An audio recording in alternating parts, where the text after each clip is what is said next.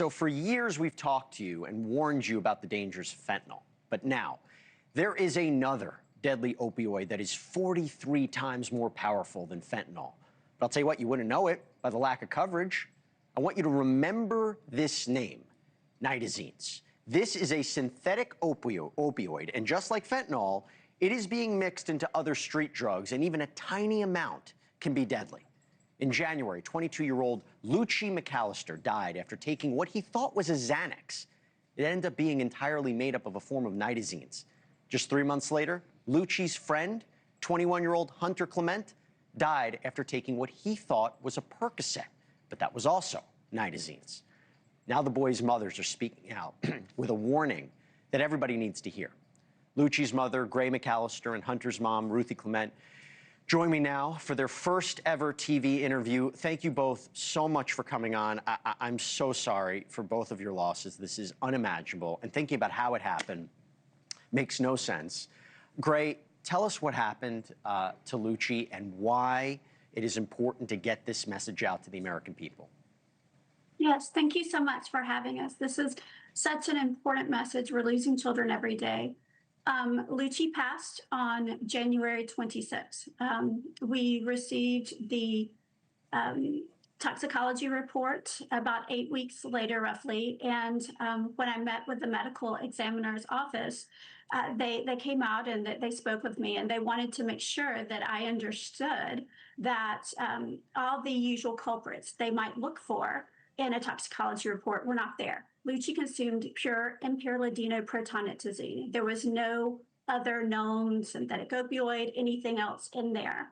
And with a background in healthcare education, both for doctors as well as retailers, I, of course, started trying to gather as much information as possible. And there was very little out there 6 months ago. And that was terrifying to me because, as the medical examiner said, we don't know how much of this stuff is in there. The only reason we caught it in Lucci's case was because there was nothing else there, right? So it's not on drug testing panels, the majority of them right now. EMS is not very, very aware of it, as well as, your ER physicians. It requires multiple rounds of Narcan to potentially be effective in reviving someone. And people are dying every day from this. And it's terrifying. I think of the thousands of people that we lost from fentanyl before it was ever in anyone's vernacular.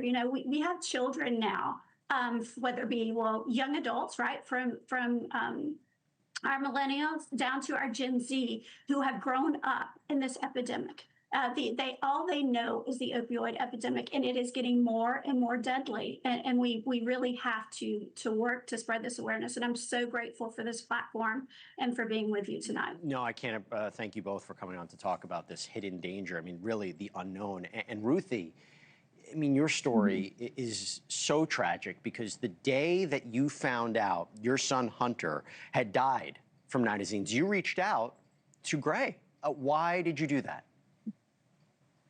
Because I just had this feeling that overcame me that if Gray and I met each other, that somehow we could connect and make a difference, and our children would not have died in vain. We can promote this drug that no one I know knows anything about it. Every single person that I have connected and had a conversation with has no idea what nitazene is and how dangerous it is.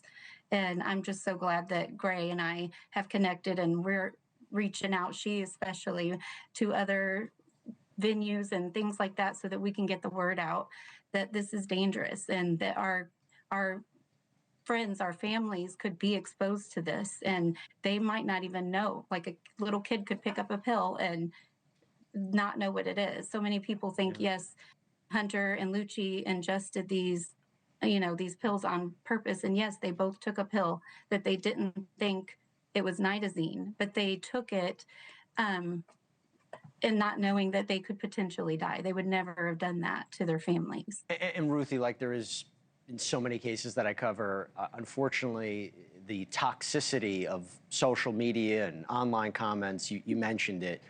You've been receiving blowback from this. I mean, can you explain what the response is that you've received? Yes, on the first article that came out this morning, there are people that are making comments of how, we're not good parents, that these kids that take these drugs should be killed and the drug dealers should be killed. And it's just very hurtful and Yeah. not, I don't mean to use this word, but it seems kind of ignorant also.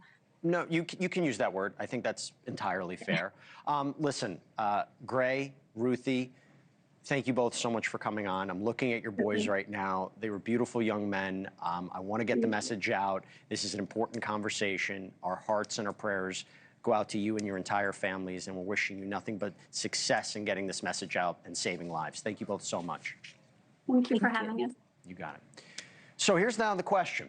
How widespread is the drug, and how is it getting into the country? So for that, I want to bring in retired DEA Administrator Jack Riley. Jack, thanks so much for coming on. So how is it getting into the country, and what can be done to stop it? Well, currently, primarily it's coming from clandestine labs in China, who have obviously developed a relationship with the Mexican cartels over the last 10 years with the production of fentanyl and the chemicals required. So my fear is that this is the next play in the cartel playbook to try to replicate the success in which they've had with fentanyl. And you got to understand, this is 100% stronger probably than street level heroin. So the people using it and the people selling it have absolutely no idea what they're taking. Fentanyl really began showing up here as cut in heroin and then progressed to look-alike pills. So the landscape's changed, and I think we're going to be able to see these types of drugs in the future showing up in a variety of different formats. So we're going to have a robust law enforcement effort. We're going to have to work with the Chinese, but I think education right now to our young people is really important, and my heart goes out to the two families that lost their kids. I swear, this is what keeps me up all night. Well, the first step is for everybody to know that name, nitazenes. That's the thing, to educate, to make people aware, to get this to be stopped before it ultimately becomes even worse than it currently is. Jack Riley, thank you so much for coming on. Wish we had a little bit more time, but you definitely broke it down for us. We now have a better understanding about what's going on. Thank you. My pleasure. Thank you. Thank you for watching. Subscribe below and download our NewsNation app right now on your phone, and you will get fact-based, unbiased news for all Americans.